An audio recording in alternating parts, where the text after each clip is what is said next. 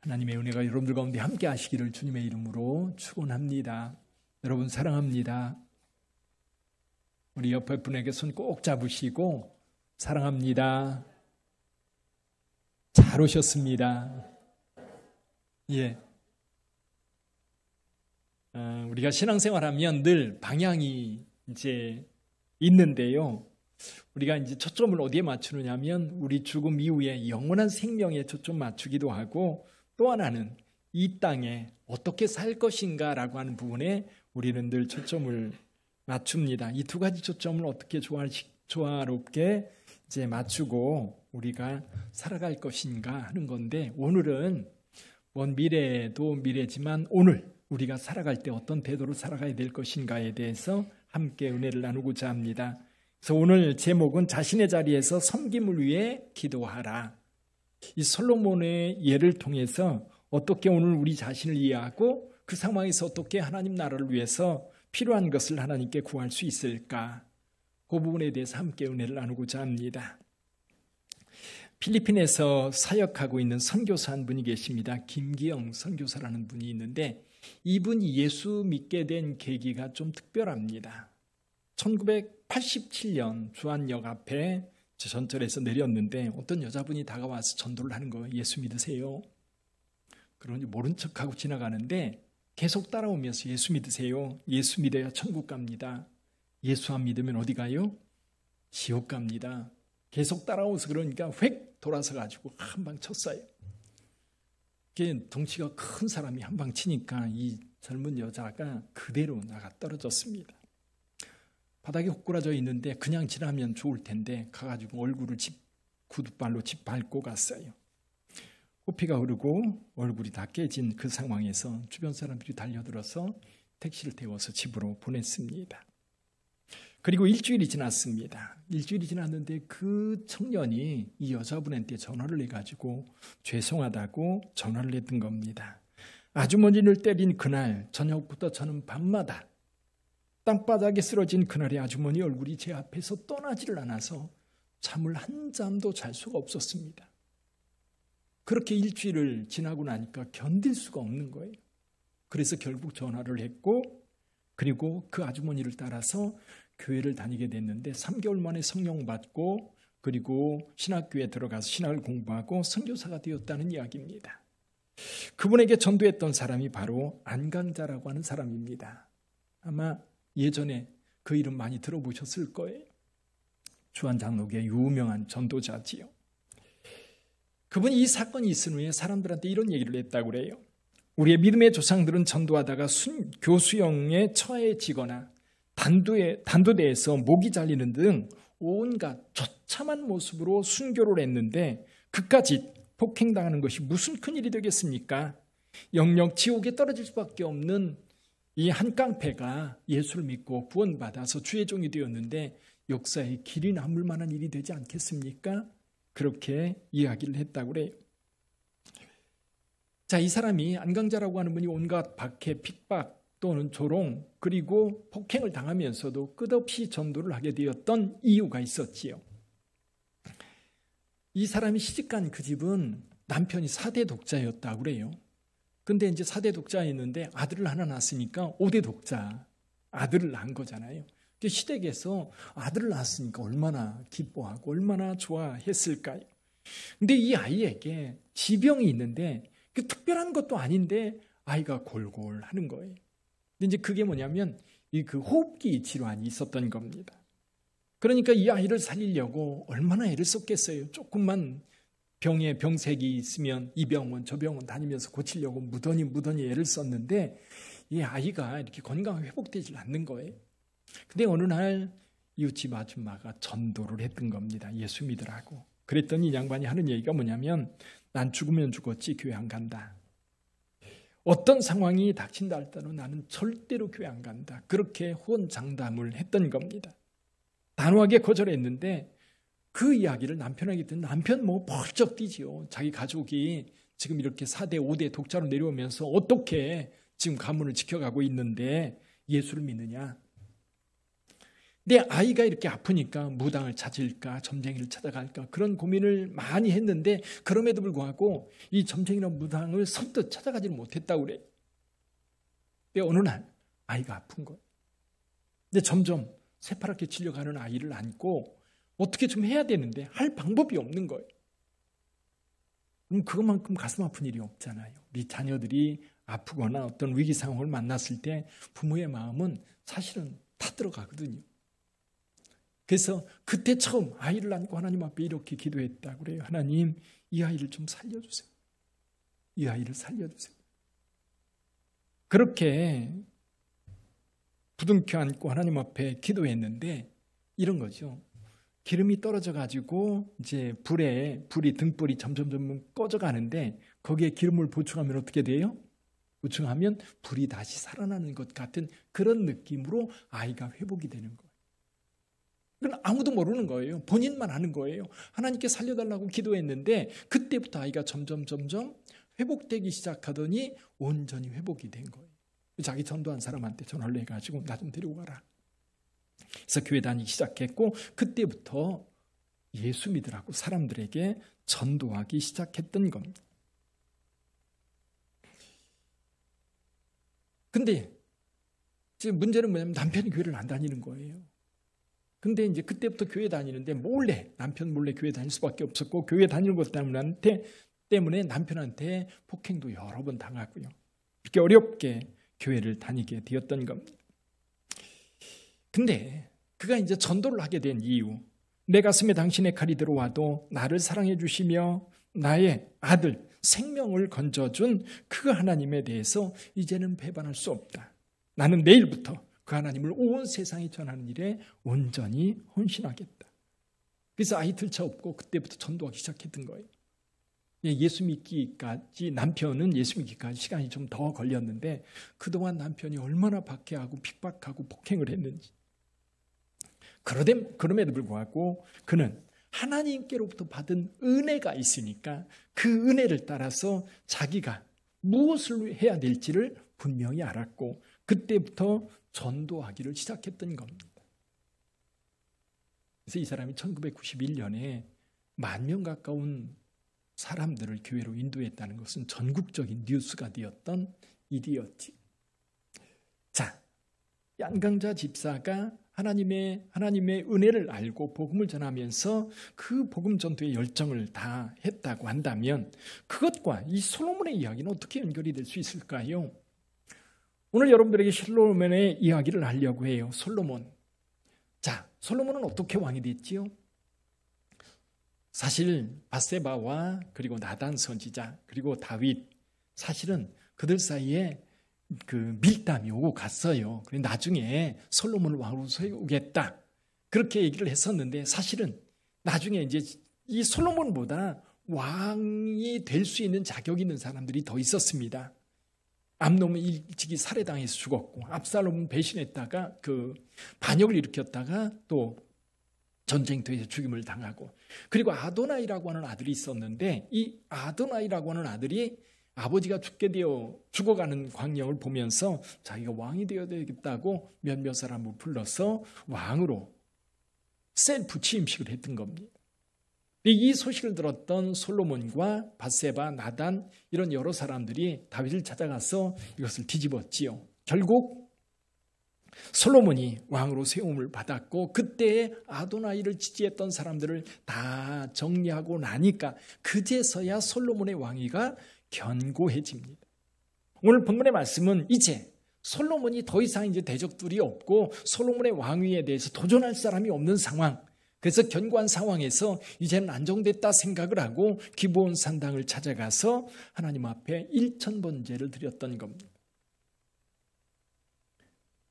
일천번제를 드리고 그날 밤 꿈을 꿨는데요. 하나님께서 나타나셔서 하나님께서 솔로몬에게 이렇게 물었습니다. 우리 5절을 좀 한번 읽어볼까요?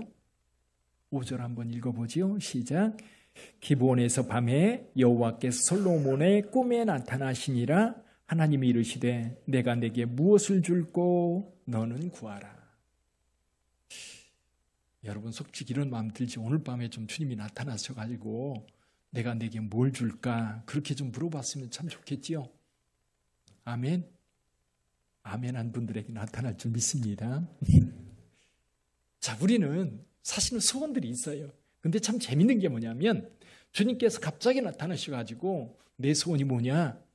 그렇게 물으면 주저주저 하는 경우가 너무 많아요. 즉각 대답이 나와야 되는데 예를 들면 이런 거지요. 바디메오, 여리고에 늘 앉아서 구걸하던 바디메오, 예수님 지나간다는 소리를 듣고 소리를 질렀습니다. 이 소리를 들은 예수님께서 그를 부릅니다. 이리 오게 해라. 그럴 때 비상 폭염 때문인가요? 아니면 자, 그럴 때 예수님께서 불러요. 바디메오를 불러가지고 내가 내게 뭘 해주기를 원하느냐? 바디메오는요 조금도 지체하지 않습니다. 뭐라고 대답해요? 예, 보기를 원합니다. 그게 뭐예요? 이 바디메오에게는 일평생 소원인 거예요. 한 번도 잊어본 적이 없는 거예요. 어떤 기회가 있다면 자기는 눈을 뜨는 일에 모든 것을 걸려고 작심하고 있었던 거예요. 솔로몬도 마찬가지예요. 지금 왕이 되어서 왕이 되면서 왕이 되기 전부터도 그랬을 거예요. 고민하는 게 뭐예요? 어떻게 하면 왕이 되었을 때 이 나라를 잘 다스릴 수 있을까? 어떻게 하면 이것을 잘할 수 있을까? 늘 마음에 소원을 두고 있었던 거예요. 오늘 주님께서 여러분들에게 내가 내게 무엇을 해줄까? 라고 물을 때 여러분들은 뭐라고 얘기하겠어요? 뭘 구하시겠습니까? 늘 병약한 분들은 하나님 앞에 구할 거예요. 하나님, 저 건강하게 좀 해주세요. 또 속썩이는 자녀들을 둔 부모님들은 그럴 거예요. 우리 자녀 바른 길 가게 해주세요. 삶이 늘 궁핍한 자들한테는 그렇겠죠. 하나님, 나 좀 어디 좀 물질을 좀 풍족하게 채워줘서 걱정 없이 살게 좀 해주세요. 어떤 거든 주님께서 그렇게 물을 때에 즉시 대답하는 여러분 되시기를 바랍니다. 준비해놓고 있어야 가능한 거예요. 늘 마음에 생각하고 있어야 즉시 대답할 수 있는 거예요. 평소에 생각해두지 않으면 어때요? 대답이 안 나와요. 머뭇머뭇하다가 기회가 지나가 버리고 말아요. 그래서 엉뚱한 대답을 할 경우도 종종 생기는 거예요. 사랑하는 성도 여러분, 그런데 이 솔로몬이 대답을 했어요. 대답을 했는데 하나님께 솔로몬의 대답을 듣고 이렇게 솔로몬의 구하는 것에 대해서 평가를 하십니다. 10절 한번 볼까요? 10절 같이 읽어봅니다. 솔로몬이 이것을 구하매 그 말씀이 주의 마음에 든지라. 아멘. 여기 대답할 말을 언제나 준비해 놓고 있어야 될 것 같고요. 주님이 지금이라도 여러분이 혹시 지금 설교 시간에 깜빡 졸을 수 있어요. 그때 주님께서 잠깐 오셔가지고 야, 내가 내게 뭘 줄까? 라고 물을 수 있어요. 그때 대답할 수 있어야 됩니다. 준비된 자만 대답할 수 있는 거예요. 근데 또 한 가지 조건이 있어요. 준비되었다고 해서 내 욕심을 따라 구하면 주님께서 들어주시지 않으세요. 그렇죠?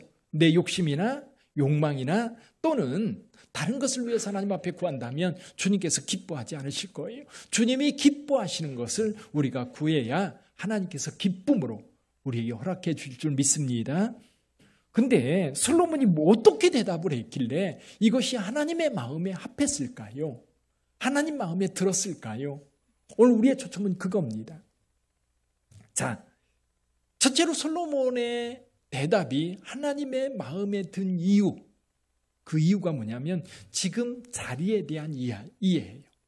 지금 솔로몬이 있는 이 자리, 왕이 된 이 자리, 이 왕이 된 것, 어떻게 왕이 되었어요? 솔로몬 스스로가 능력을 가지고 정적들을 다 숙청하고 아니면 위험이 되는 사람들을 다 물리치고 그리고 나서 왕이 되었나요? 솔로몬이 자기가 왕이 된 것에 대한 기본적 이해는 여기에 7절에 나와 있어요. 7절 한번 같이 읽어보죠. 7절 같이 읽어봅니다. 나의 하나님 여호와여, 주께서 종으로 종의 아버지 다윗을 대하여 왕이 되게 하셨사오나 종은 작은 아이라 출입할 줄을 알지 못하고. 여기서 이렇게 말합니다. 나의 하나님 여호와여, 주께서 종으로 종의 아버지 다윗을 대신하여 왕이 되게 하셨사오니. 하나님께서 지금 왕이 되게 하셨다는 거예요. 자, 이것이 오늘 우리에게 어떻게 적용해 볼 수 있을까요? 저와 여러분들의 삶, 지금 여기 앉아 있는 것, 이 시대에 태어난 것, 그리고 다른 곳이 아니라 바로 이곳에 사는 것. 대한민국에 태어났고 이 시대에 저와 여러분들이 이곳에 함께 앉아 있습니다. 그러면 여기 앉아 있고 여러분이 가지고 있는 어떤 것들이 하나님의 허락하심인가? 어떻게 하다 보니까 여기까지 왔는데 그것이 하나님의 손길, 하나님의 인도하심, 그리고 하나님의 세우심인가? 그거에 대한 분명한 뭐가 필요해요? 믿음이 필요한 거예요. 믿음이 필요한 겁니다. 저와 여러분들이 대한민국에 태어난 건 우리의 의지 아닙니다. 여러분의 부모님이 이제 여러분의 성씨를 준 부모님을 여러분들이 선택한 거 아니에요. 제가 장씨가 되고 싶어서 장씨가 됐나요? 태어나 보니까 장씨라고 하니까 장씨인 거지. 그렇잖아요. 여러분이 김씨고 이씨고 전주이씨고 이야기를 하는데 여러분이 그렇게 되고 싶어서 그렇게 됐습니까? 아니에요. 그것은 뭐냐면 누군가가 나를 이렇게 이끌었다고 하는 거예요. 그냥 우연이라고 하기에는 너무 기가 막힌 일들이 많아요. 우연이 아니라 우리 하나님께서 여러분을 이끌어 여기에 앉아있게 하신 줄 믿습니다. 여러분이 남자로 태어난 거, 여자로 태어난 거 여러분이 선택했어요? 그런 거 아니잖아요. 내가 남자로 태어나고 싶어서 태어났나요? 여자로 태어나고 싶어서 태어난 것도 아니잖아요. 어쨌거나 내가 이 모습으로 태어났어요. 그것도 하나님의 인도하심이라고 본다면 또 다른 조금 더 구체적으로 여러분의 삶의 자리를 한번 생각해 보세요. 어떤 분들은 여러분의 삶의 자리를 만족해하는 사람들도 있을 거고 어떤 분들은 정말 힘들다. 왜 내가 이렇게 태어나서 이렇게 고생하고 지질이 고생하며 살고 있을까라고 그렇게 한탄하는 분도 계실 거예요. 저도 생각해보면 어렸을 때 정말 어렵게 살았어요. 경제적으로 어렵게 살았고 힘들게 살았어요. 목회를 하면서도 정말 하나님 앞에 하나님 도대체 이게 뭡니까? 그렇게 울부짖으며 하나님 앞에 기도했던 적도 있어요. 이게 뭡니까? 이게 도대체 교회입니까? 그런데요, 지나고 나서 그때를 돌이켜보니까 하나님이 그곳에 나를 보내셨고 나를 훈련하기 위한 하나의 과정일 수도 있었고 또 그 공동체에 뭔가를 좀 깨우쳐서 그곳에 하나님의 역사가 어떻게 일어나는지를 사람들에게 보여주고 싶은 그런 하나님의 모습도 있는 거예요. 사랑하는 성도 여러분, 그러다 보니까 지나고 나서 생각해 보면 그때도 하나님이 함께 하셨고 그때도 하나님께서 목적이 있어서 나를 그곳에 두셨었구나. 그렇다면 지금 생각해 보세요. 교회 안에서 여러분에게 어떤 직분이 있을 겁니다. 집사의 직분도 있을 거고 권사의 직분도 있을 거고 장로의 직분도 있을 거예요. 교역자의 직분도 있을 거고요. 구역장의 직분도 있고 교사의 직분도 있고 팀장의 직분도 있습니다. 안내위원이라든지 여러 가지 여러분들이 맡은 일들이 있을 거예요. 그 자리에 누가 세우셨습니까? 하나님이 세우신 줄 믿습니다. 아멘. 하나님이 나에게 맡겨주셨어요. 하나님이 나를 여기까지 인도하셨고 이 자리에 앉게 하셨어요. 자, 하나님이 나를 이끌어 여기에 오게 했고 이 자리에 앉게 했다면 두 번째로 생각할 것이 있어요. 그럼 내가 이 자리에 뭘 해야지? 하나님이 원하는 게 뭐지? 하나님의 인도하심이 있다면 내가 지금 이 자리에서 할 수 있는 게 뭘까? 내가 해야 될 일이 뭘까를 다시 묻는 것이 당연한 질문이에요. 솔로몬은 그 질문에 대한 답을 알고 있었어요. 왕의 자리는 하나님께서 허락해 주셨고 하나님께서 세우셨다고 하는 확신이 있다면 그러면 하나님께서 세우셨다면 나는 이 자리에서 내 뜻이 아니라 하나님의 뜻, 내 뜻이 아니라 하나님께서 이루신 하나님의 뜻이 있기 때문에 나를 이곳에 보냈다라고 확신하고 있었던 것. 자, 다윗을 생각해 보세요. 이 사울 같은 경우는 처음에 이스라엘의 왕으로 세웠지만 사울은 왕으로서의 어떤 부분을 했어요. 어떤 부분이냐면 이 주변 나라들과 전쟁할 때 승리자로 진짜 탁월한 군사적 리더로서의 역할은 이 사울이 잘 감당을 했어요. 그러나 다른 부분에 있어서는 왕으로서의 어떤 자질이 좀 모자랐어요. 결국 이것이 다윗에게로 넘어갔는데 다윗이 왕권을 이어받았을 때 다윗이 했던 가장 중요한 일은 뭐였느냐면 이 이스라엘이라고 하는 이 나라를 주변의 여러 나라들과의 관계성 속에서 안전한 나라, 그것을 위해서 다윗은 싸웠어요. 주변 나라들과 늘 전쟁하면서 이 나라를 견고하게 세웠던 거예요. 주변 나라들이 감히 다윗 왕궁을 침범하지 못하도록 해놨던 겁니다. 이렇게 안정이 되었을 때 그 다음 타자가 누구였어요? 솔로몬이었어요. 이제는 안정된 이 나라, 무엇이 중요할까요? 저는 솔로몬이 이해했던 것이 그것이 정의와 공의예요. 이 사회의 사람들과의 관계 속에서 살아갈 때에 사람들은 여러 가지 것 때문에 다툽니다. 이때에 정의가 살아있어야 되고 공의가 살아있어야 되는 거예요. 그러니까 이 솔로몬은 분별력, 선악을 분별할 수 있는 분별력을 달라고 하나님 앞에 기도했던 겁니다. 이게 왕의 직분, 왕으로서 해야 될 가장 소중한 직분이라고 솔로몬은 그렇게 이해를 했던 거예요. 왕이 권력자로서 하나님께서 내가 네게 무엇을 해주랴 했을 때에 솔로몬은 하나님이 이해한 것처럼 이렇게 장수를 구하지도 않고 부를 구하지도 않고 원수의 생명을 구하지도 않았다. 다만 그가 왕으로서 이 백성들을 어떻게 이끌고 어떻게 지도할 것인가, 거기에 가장 필요한 것이 뭔지를 솔로몬은 알았던 겁니다. 이게 저와 여러분들이 신앙생활하면서도 마찬가지, 교회에서도 그렇고 사회에서도고요. 여러분의 자리, 그곳에서 여러분들이 해야 될 일이 뭔지를 분명하게 아는 것이 매우 중요합니다. 특히 교회 안에서도 마찬가지. 교회는 여러분 그냥 와서 앉아서 말씀 듣고 마음의 위로 받으면 그걸로 끝나는 게 아니에요. 사실 저와 여러분들을 통해서 하나님은 뭔가 이루시기를 원하세요. 빛된 교회를 통해서 하나님께서 뭔가 하시기를 원하세요. 그리고 여러분들 이곳에 인도했고 여기에 앉아있게 하시는 거예요. 하나님께서 여러분들에게 복을 주실 뿐만 아니라 여러분들을 통해서 하나님께서는 뭔가 하시기를 원하세요.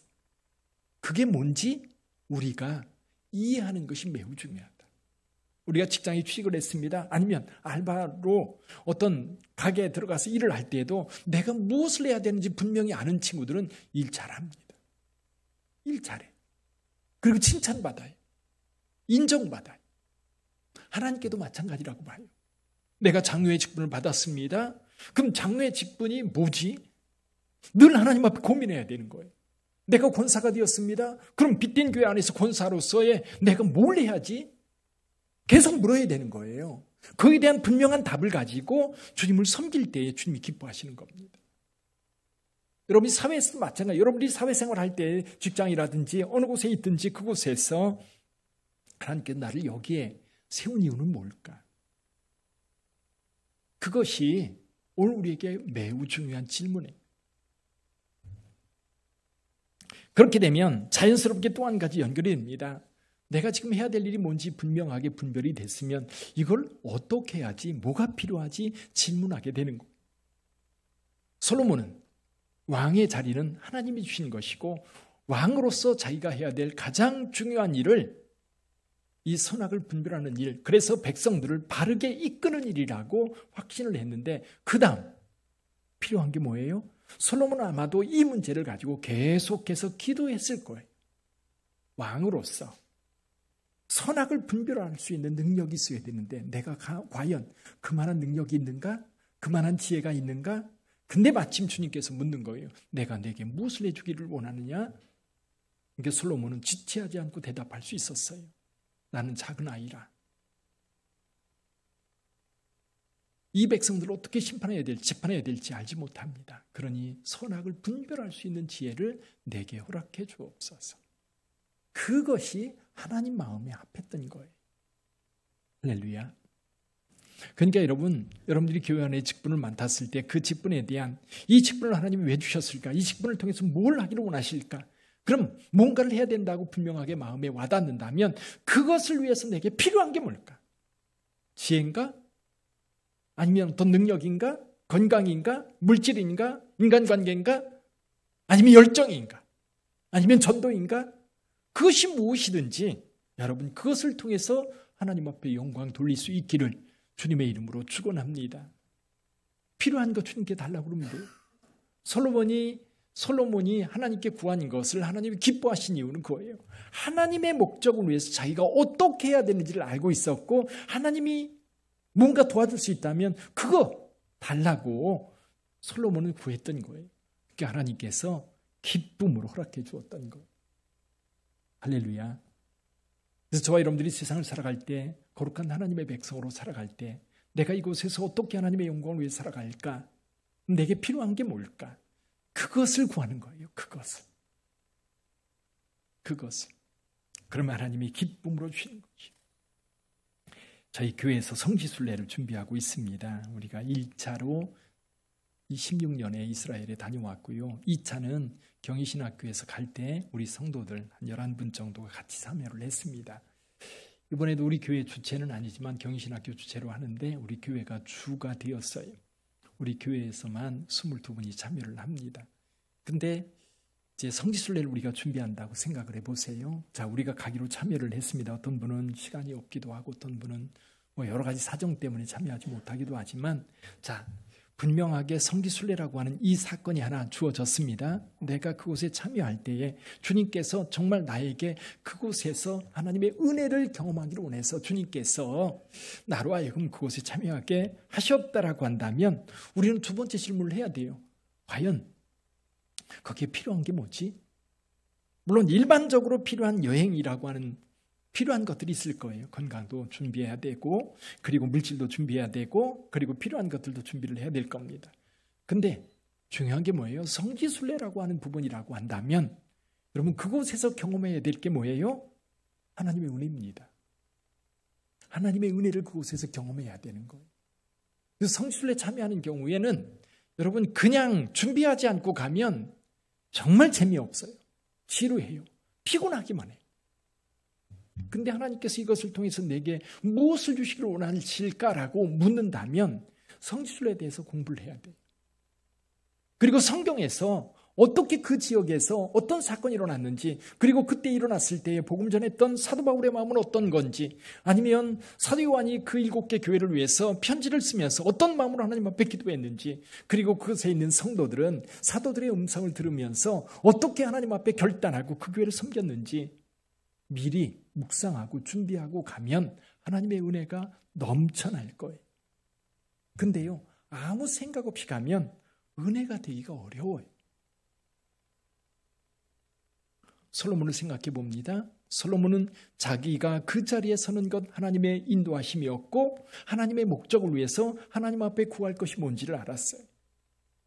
안강자 집사 이야기를 했습니다. 그에게 하나님의 은혜가 임했을 때에 그 은혜가 너무 커서 이것을 위해서 하나님 앞에 어떻게 나는 하나님 나라를 위해서 쓸까?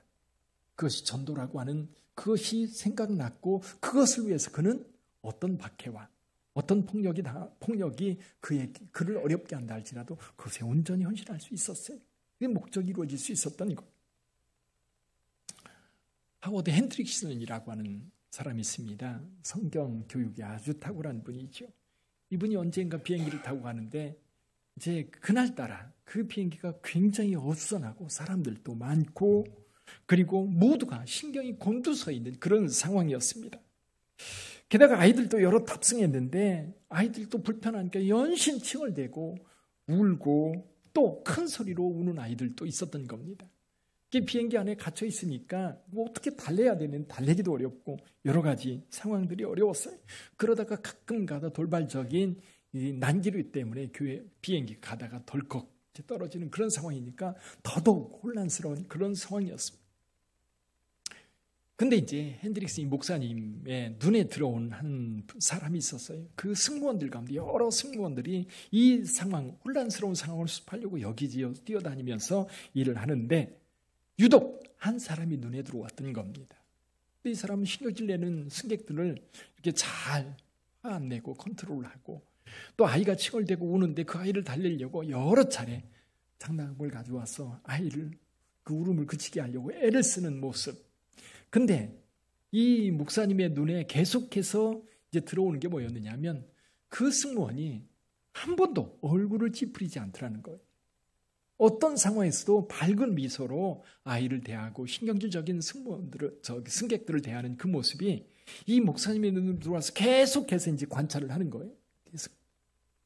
근데 다른 승무원들은 피곤에 지쳐 있는 모습이 역력하고 그리고 신경질이 이렇게 얼굴에 이렇게 표현되고 있는데 이 승무원만은 그렇지 않았던 거예요. 이제 비행기가 목적지에 거의 도착했을 때에 이 승무원하고 이야기할 기회가 잠깐 있었던 겁니다. 그래서 목사님이 그 승무원한테 이렇게 물었어요. 당신과 같은 사람이 일하고 있어서 델타 항공은 무척이나 운이 좋은 것 같군요. 그랬더니 이 승무원 즉시 대답을 합니다. 저는 델타를 위해서 일하지 않습니다. 깜짝 놀랐어요. 뭘 위해서 일합니까? 아니면 당신은 이 독립 승무원연맹에서 일하십니까? 승무원연맹이란 이런 건가 봐요. 각 회사의 승무원으로 소속되어 있는 게 아니라 하나의 이제 승무원 그룹이 있어가지고 회사에서 급할 때 이렇게 이제 요청을 하면 파견하는 그런 파견직 이제 승무원이 온 것 같아요. 그러니까 이 승무원은 뭐라고 대답해요? 아닙니다. 저는 델타 직원입니다. 그러면 당신은 누구를 위해서 일하십니까? 라고 물으니까 이렇게 대답을 하는 거였어요. 저는 예수님을 위해서 일한답니다. 월급은 어디에서 주고요? 델타에서 주고요. 할렐루야. 월급은 델타에서 주고 자기 목적은 뭐예요? 예수님을 위해서. 다른 어떤 승무원들보다도 책임감 있게 일하고 그리고 사람들을 위해서 온전한 헌신을 할 수 있었던 거지. 사랑하는 성도 여러분, 오늘 설교를 통해서 우리가 배울 수 있는 것은 그겁니다. 여러분이 있는 이 자리, 어떤 분들은 만족해 할 거고 어떤 분들은 이게 사는 겁니까? 그렇게 하나님 앞에 따져 물을 수도 있을 거예요. 근데 여러분 그 자리에서 하나님이 왜 나를 이곳에 보내셨을까? 이 상황에 나를 두셨을까? 그럼 하나님이 원하는 게 뭘까? 그러면 하나님이 원하는 그것을 위해서 내게 지금 필요한 게 뭘까? 하나님, 그거 주세요. 하나님의 그 필요를 위해서 내가 하나님이 주신 이것을 가지고 주님의 영광을 위해서 일하겠습니다. 그럴 때 하나님께서 기쁨으로 들으실 줄 믿습니다. 가끔은 그런 생각이 들어요. 내가 하나님 앞에 구하는 것은 정욕으로 쓰려고 잘못 구하기 때문에 하나님께서 들어주시지 않는 거 아닙니까? 우리 하나님은 주님의 영광을 위해서 우리가 주님의 목적을 위해서 사용한다고 한다면 기꺼이 하나님께서 풍족하게 채워주실 줄 믿습니다. 그게 교회건 사회건 여러분들이 크리스찬으로 어느 곳에 있든지 그곳에서 하나님께서 나를 이곳에 보내셨다 확신하고 그곳에서 어떻게 하나님의 목적을 이룰 수 있을까? 그 하나님의 목적을 위해서 내게 지금 필요한 게 뭘까? 그것을 하나님께 구하는 거예요. 아멘. 그것을 구하여 하나님의 영광을 위해 사는 저와 여러분들이 되기를 주님의 이름으로 축원합니다. 기도하겠습니다.